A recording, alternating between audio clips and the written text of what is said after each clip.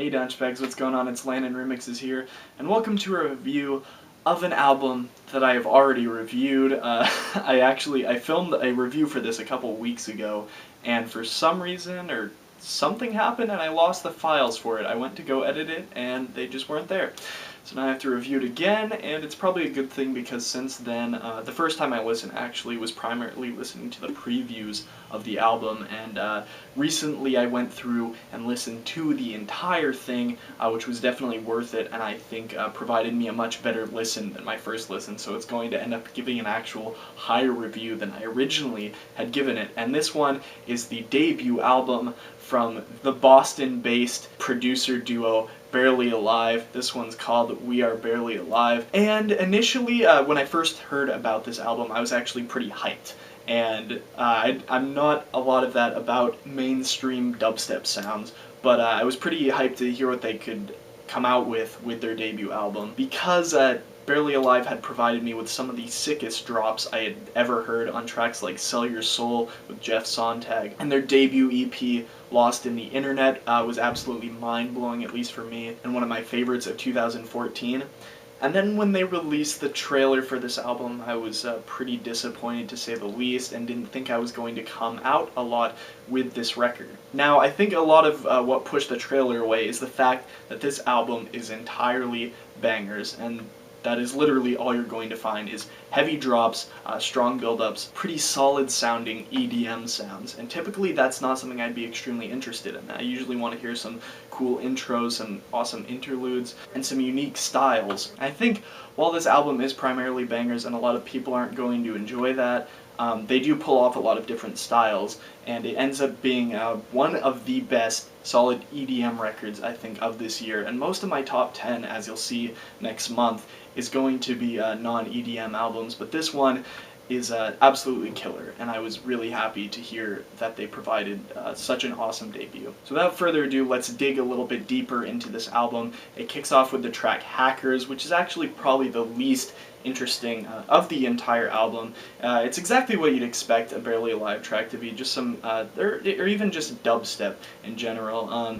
Actually sounds quite a bit like Zomboy's Outbreak, probably due to the fact that Armani Rain's rap is styled and sounds basically exactly the same as that track. Very similar lyrics, doesn't really bring any kind of different message. And although this is the most popular track on the album right now, I think it's the one that was made to appeal to your more standard dubstep fans, while the rest of the album takes a twist that is pretty marvelous compared to this one. Other than that, there really wasn't much of this album that I disliked, and I didn't even really dislike that one. Was really pushed away by the sound of Take It Back when the trailer dropped earlier this year, just for its kind of generic big room sound, but they do twist it a little better than it showed in the trailer, and they provide some electro sounds with your standard Barely Alive sounds, and it ends up sounding pretty okay in the end. They experiment a lot with trap on tracks like Binary, which I actually enjoy, and I'm not typically a trap fan, but when they do it on this record, I think they hit it very hard and very on point,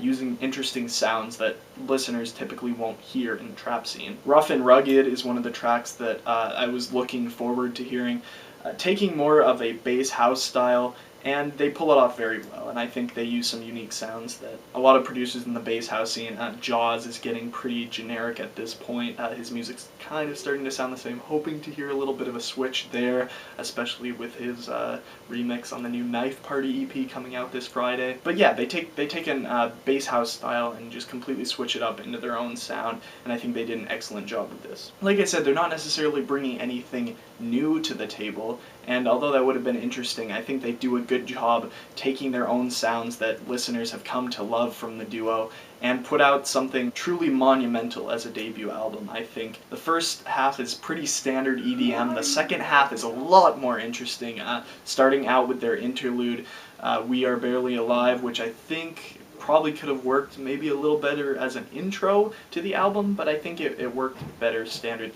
here in the center of the album rather than the beginning. One of my favorite tracks directly follows the interlude, which is Over It, which is just so interesting to hear, and I think most of these tracks could absolutely go off live, which is one of the great things when you can listen to it in a room setting or in your car or live. That's what's going to make a good EDM record, and that's what they definitely do with this. There isn't really a single track I didn't like or even remotely didn't like on the second half. Even on tracks like Poison Dart, which take a more of a hardstyle or hard dance sound, which I freaking hate.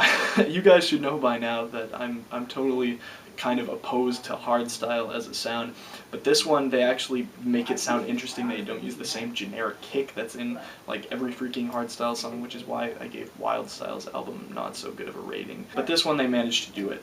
They take a little bit of a drum and bass sound on the track Fireflies, which I was really excited to hear because that's kind of the sound that I originally got into with their remix of Sedated by the Two Friends and Chasing Ghosts. Tracks like Scoop use this really awesome kind of drop out sound. I've mentioned that before with electronic music, that I really like it when they kind of put a kick and the synth in and then kind of drop out the sound for a second, and this track definitely follows that same formula, and I really dig that. I think more people should use it, at least if you want to get a high review from me. Elephant is the kind of other generic dubstep track on this, but I'm really proud of Barely Alive on this album for kind of switching it up, because for the most part this is what you'd expect. This is the kind of track you'd expect to hear from Barely Alive, and with their singles in recent months, with collabs with Datsik and Twine, I actually wasn't too into those. The last one I was really into from Barely Alive was probably Poison with Dodge and Fusky, at least before this record came out, but it's definitely converted me back into a fan following the release of this record. We close the album off with No Time,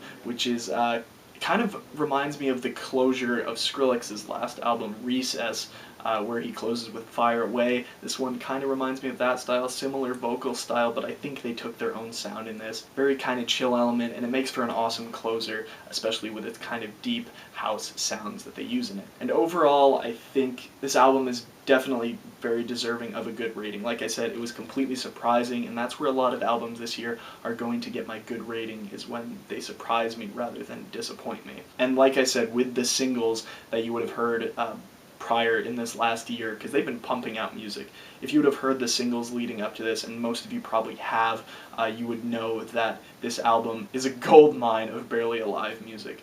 And I think a lot of those singles were kept off in order to keep this album absolutely banging and just something that the fans can definitely enjoy, and I think it definitely works as a debut album. So I'm going to give this one a solid 8 out of 10. Like I said, there were a couple tracks that we could have done without, mostly the first track on the album, Hackers. Perhaps Elephant, although I like that one a little bit more, took a more Night Party Centipede style. Honestly, I think this is probably the best, or close to the best, that Barely Alive could have done with a debut album, and I just love it. Like, I really like it, and I wish I could get a CD copy of it. I don't think they're going to be printing them out, but I'm kind of hoping they are. Fingers crossed on that, Barely Alive, if you're watching this.